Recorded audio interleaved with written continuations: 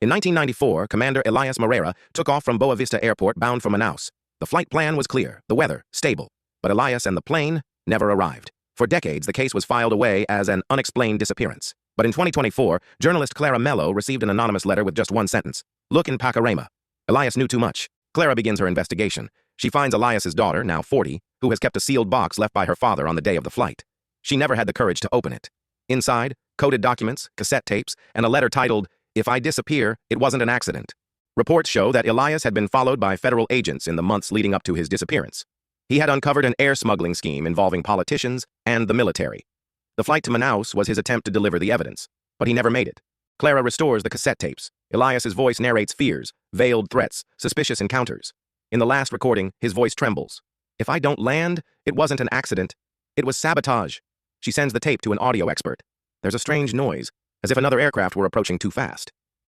Following clues from the letter, Clara travels to Pacaraima. She finds erased records of clandestine flights. An elderly mechanic confesses to sabotaging the aircraft. In exchange for silence, he received $50,000 in cash in 1994. He says, the plane crashed, but not the way they said. The scheme involved transporting gold, weapons, and drugs by air. Elias had piloted some of those flights in the past, but decided to blow the whistle. Among the names mentioned in the recordings, a current senator, a retired colonel, and 2 businessmen now billionaires.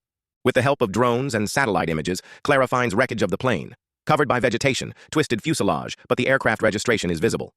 Bodies? None. The pilot's seat was empty. Clara publishes her investigation. It goes viral. News outlets around the world pick it up. The government denies. The accused file lawsuits. But 1 week later, the senator mentioned in the tape is found dead.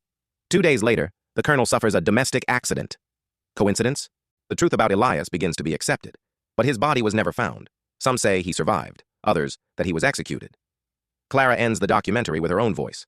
Elias flew to tell the truth, and even dead, he succeeded.